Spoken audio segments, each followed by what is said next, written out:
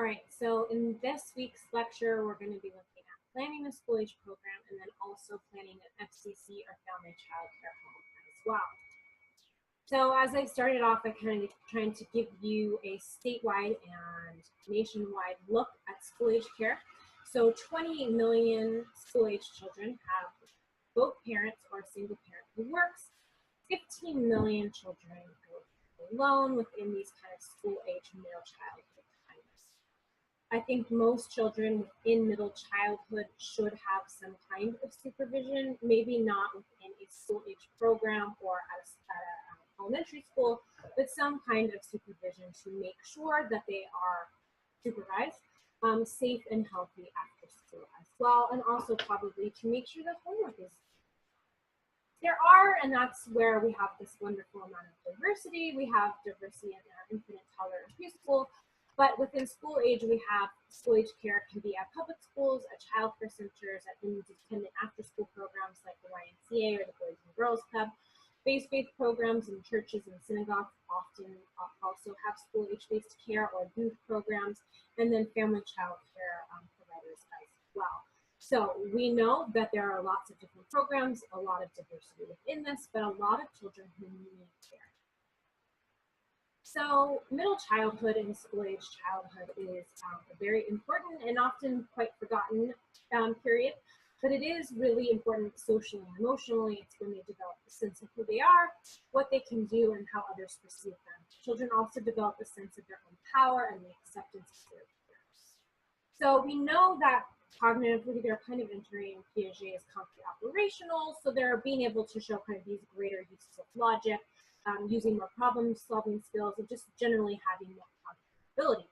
But when it comes to the emotional processes, they're still developing, and they still need a lot of active supervision, but they also need to be able to play more and develop more peer friendships and group kind of peer group decisions as well, because they need to be able to spend time with their peers and learn from their peers as well.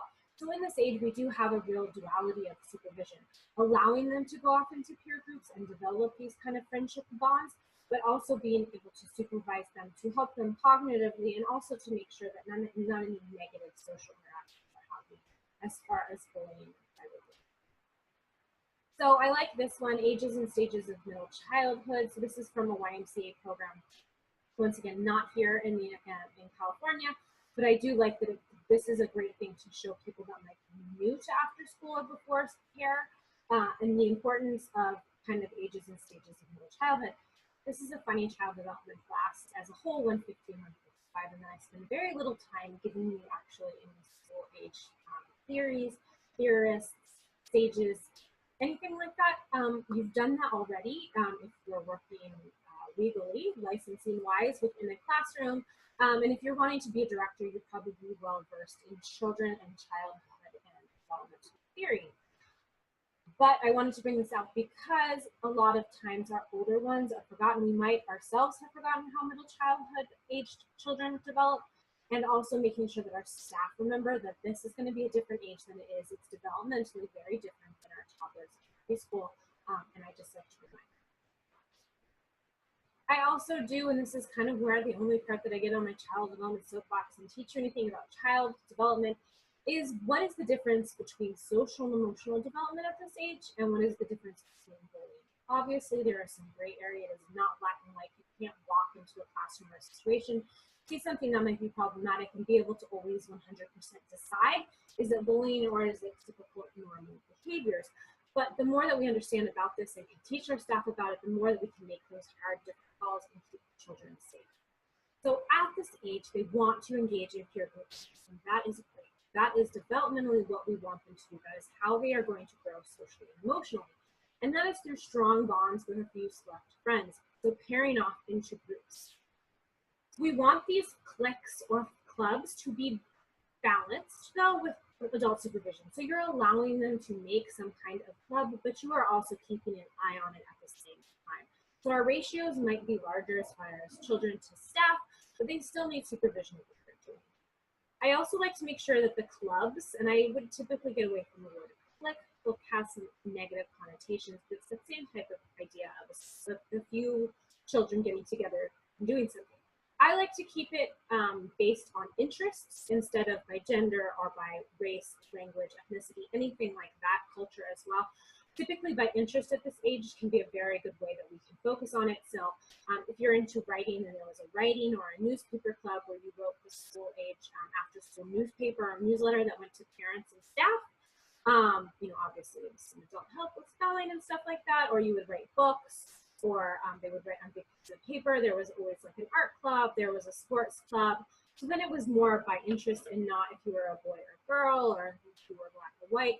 It was really more on the positive things that you enjoy doing together. So that was why how I tried to do it in my school age programs, and how most programs really do it. They have after school clubs within a program. I like this because it focuses on the great parts of social and emotional development, cooperating, negotiating. If you have conflicts, resolving those problems by talking about it and sharing different points of view or perspectives.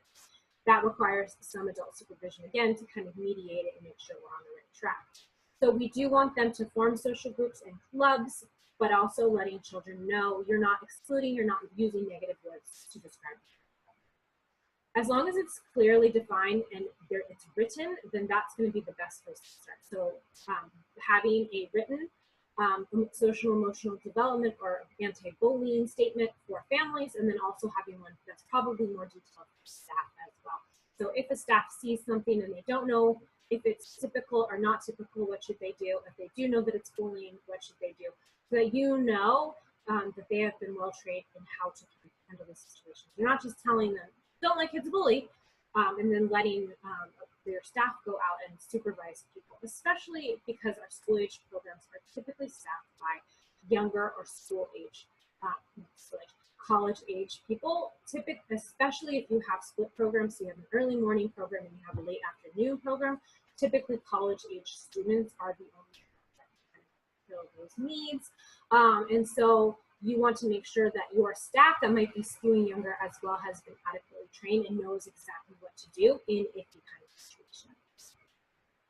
So what is bullying? So bullying is unprovoked aggression intended to make somebody feel bad. So you're either hurting them physically or you're making them feel sad, discomforted, uncomfortable, scared, sad, hurt, angry. So you're intending to inflict harm on somebody. Boys are typically more direct, hitting and physically aggressive, while girls might be more indirect, isolating, talking about somebody, not letting them sit with you or be part of it. In older school age, so middle high, junior high, or middle school, they might engage in cyberbullying. Can be difficult for people like me who were not really raised on the internet so much.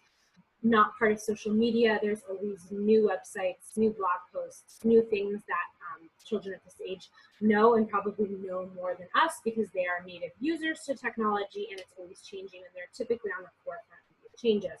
So it can be hard for staff members to know what to do about cyberbullying, especially if the cyberbullying is taking place outside of our school. What kind of role do we have in it then? And so really examining our technology choices and what we hear from children about what is being done online, and then typically having limits to the technology that we have in our classroom, and obviously not having unlimited time or supervised time online as well is going to be really important in any kind of school age. So staffing. So the needs of the program really dictate the staff work schedule again, and we talked about this in the preschool program. You have a lot of moving parts. You have staffing, you have children, you have supervision, and you have when they can be inside and when they can be outside. So you have a really different kind of sense of there's a lot of moving parts. A lot of times in school age, it's split shifts, as I said before. It can be difficult to find more established or experienced teachers who like this schedule or can accommodate it to it as well. Typically, if you're a working parent, being gone mornings and nights 5 days a week would be really difficult to do. A morning teacher who provides, and this is a lot of times how other programs will do it, a morning teacher will take the school age program, maybe drive them to the center or the school that they're supposed to, or walk them there and then come back and be a floater or a sub during the day in their regular program, or vice versa, they come in at noon and they work until 6.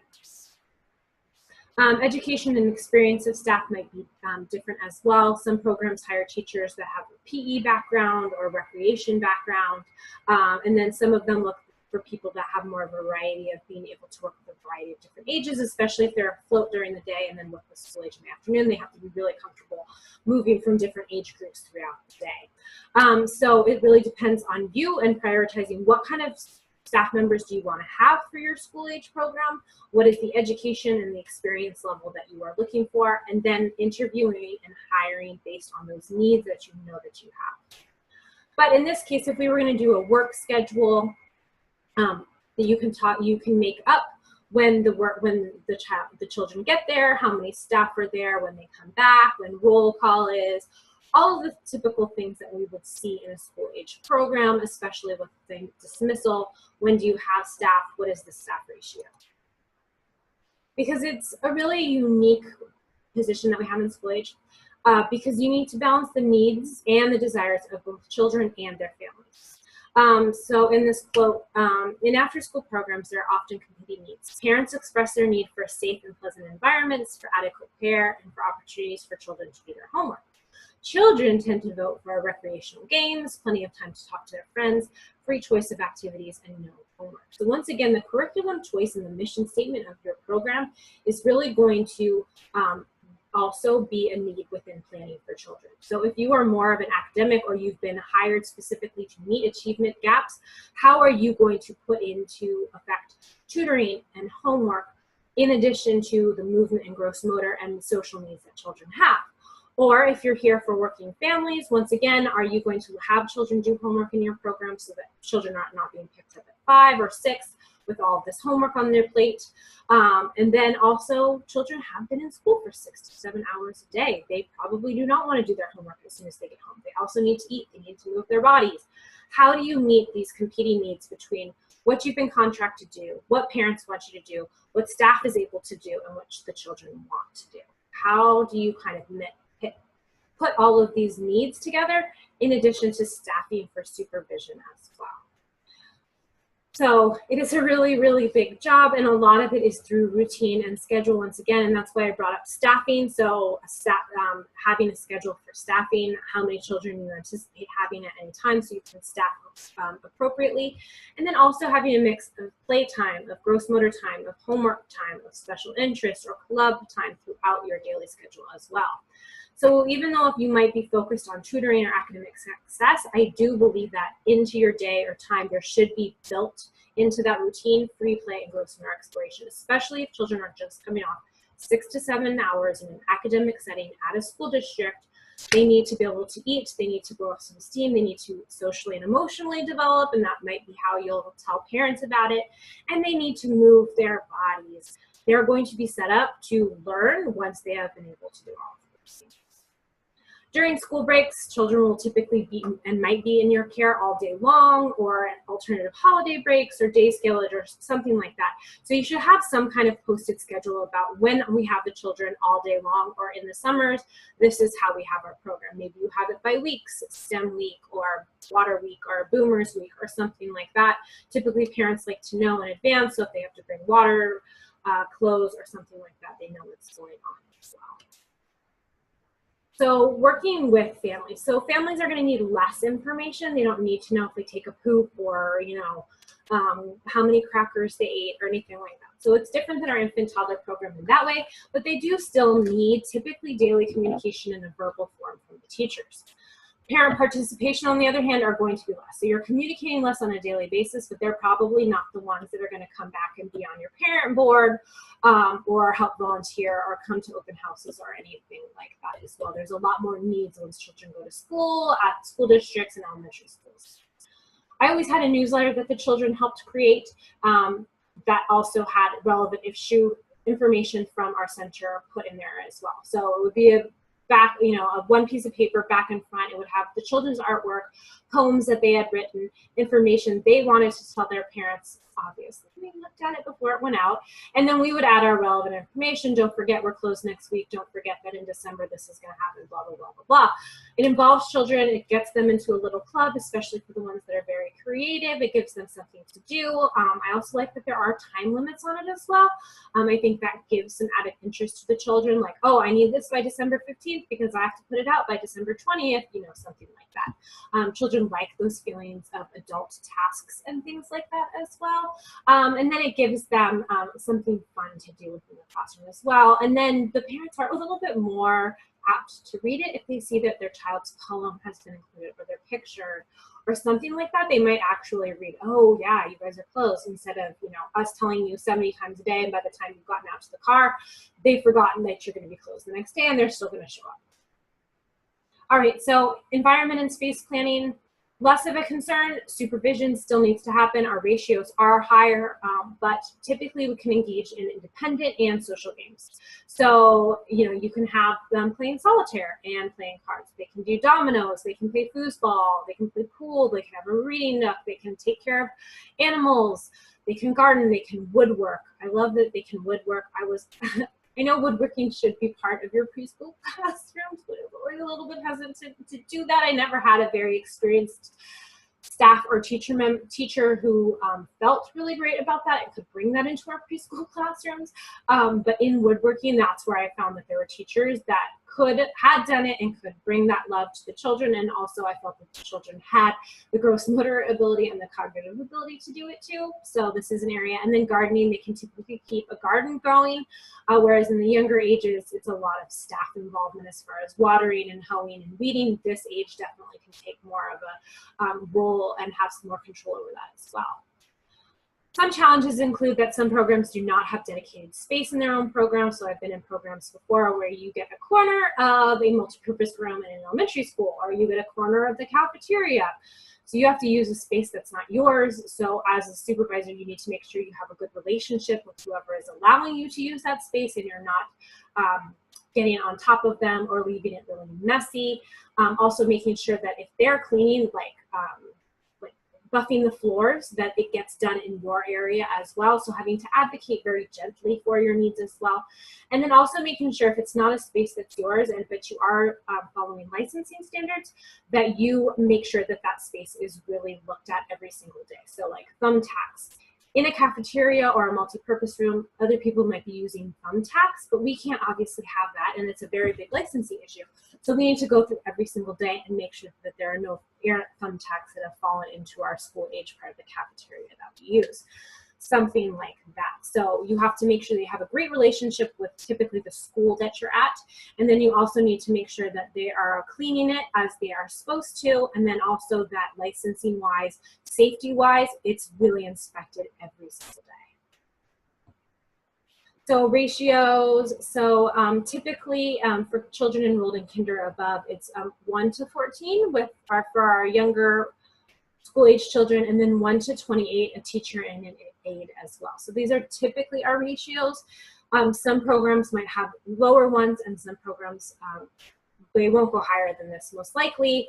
I think on military it's 1 to 15 or 1 to 16. And then I think in their youth programs it's 1 to 20, something like that, but that's typically the highest that you'll go, and that's within the military as far as I remember. But typically we're looking at this with teachers and aides or adults as well.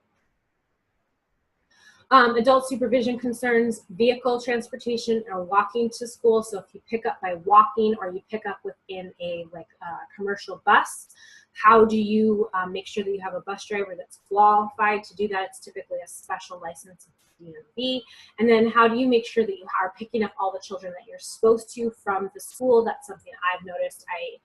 Days when I'm not teaching, I pick up my children by walking, and there's a Discovery Isle type school that has a bus, and about every other week I see the bus driver hop off when all the children have been brought out, but maybe she doesn't have who she is expecting to have on her ratio or her sign-in sheet, and then she has to go ask the front office, or she has to radio like, well, I dropped off Johnny this morning, but he's not being picked up, and then they typically have to call the parent, and the parent says, oh no, I totally forgot to tell you, I'm sorry, I picked him up early for a dental appointment.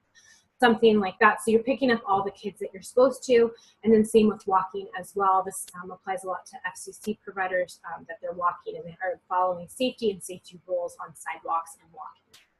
Bathroom supervision as well, middle childhood, an age where boys might not be as conscientious about being in the urinal. There might be pushing, there might be sneaking off into stalls to do things that they're not supposed to, like gossiping about other people. Writing on the walls is one that I've seen, and then boys peeing on the walls intentionally as well. So bathroom supervision, although you don't have to typically make sure that they're pulling up their pants and washing their hands, reminding them to wash their hands is always a good idea. And then making sure that they're not kind of doing the things that they're not supposed to in a bathroom where they know that they have a little bit less supervision as well. Then field trips, typically if you have any kind of water aspect, your ratio changes to 1 to 6, 1 to 1 with infants and toddlers, and then at preschool 1 to 4. So if it's a splash pad or a pool or a wading pool or something like that, if there's a water aspect, the ratios change quite dramatically in order to keep them safe. And I see this myself. My daughters did a swimming YMCA camp over the summer, and there it was like 1-to-1 ratio. Basically, it was a lot of school counselors, which I appreciated because my daughters can swim, but we call it slow drowning. You know, they can doggy paddle and keep their head above water, but they're not like the best swimmers ever. And so, you know, knowing that we had lower ratios was really comforting to us as well, in addition to having lifeguards as well. And then additional supervision concerns of summer and school breaks, you're typically going to need a little bit more staff based on how many children you know are coming to your school age programs or your camp programs. And then also keeping them in an entire day is going to be a different beast with a different schedule, and typically you have to put a little bit more effort into those longer days that you have older children in your spot. Once again, it's this idea of like balanced supervision. So we want to keep children from being excluded. We don't want them to be bullied, but we also want to allow them time to be social and emotional and develop those really important skills. So your weekly assignment right here, this is important. This is what I've got. I'm sorry, I didn't, there we go. So your weekly assignment is right here. Write a discipline and bullying policy. This policy will articulate children's social and emotional development at this age, at school age, care age. So even if you're working with infants and toddlers, make that leap, think about the school age area. So children's social and emotional development at this age, explain, so you're gonna have a policy to display, to talk about challenging behaviors. So if challenging behaviors are to come out, how is staff and the supervisor and the program going to approach these behaviors? Also exclude a policy for excluding others or for bullying. So if a child needed to not come back, or if a child needed to not come to the program at all anymore, what would be the aspects for that? And then also bullying. What is your official position on bullying? What do you think it is? And what are the consequences, or how will you handle it in the classroom? And then also with balanced supervision is this idea of being able to do it with parents as well. But the weekly assignment is specifically for staff members. So it's going to be more detailed, it's going to be longer, it's going to have more specific information about classrooms. I would also communicate this with parents, but it would not be as detailed for parents. And it would talk more about their roles and responsibilities, what you're looking for, and it might be have more information about what we think is typical or not typical. So a lot of times your policy might, for staff members, might assume a certain level of child development because we've had classes and we have permits and we have these steps that you have to take in order to work with children. Parents don't have that, so we can't assume that everybody understands that there's a social and emotional component to school age programs. So that would be the difference. So you would have something for parents that we're not going to write this week, so don't worry about that. But with parents, you might give more background child development information along with their roles and their rights as parents. So what should you be doing with this age, and what do you expect from us at this age? That's a separate thing. What we're writing this week is a discipline and bullying policy for our staff members so that they feel very, they know specifically what challenging behaviors are, what bullying is, and then what is our kind of tolerance for this type of behaviors. Once again, we would have a safety checklist at this age, which is ways to identify safety hazards and then notify management for remedy. And I talked about if you don't have your own space for a school age program, these safety checklists are going to be really important every day to make sure that something from another age group or from the school has not gone into your space. And then how do we coordinate safety between the physical site that might not be yours every day and then that type. Like, how do you kind of coordinate as a supervisor between a school age program that might not be in a physical site that is yours, and how do you keep it safe? And that's typically through some kind of safety checklist that's done. So in conclusion, quality programs provide balanced supervision for before and after school and during school breaks as well. We have a valuable role in that we support working families by keeping children safe, supervised, and hopefully enhanced and educated as well. So this is the first of 2 video lectures. The second one will be on family childcare. Have a great week.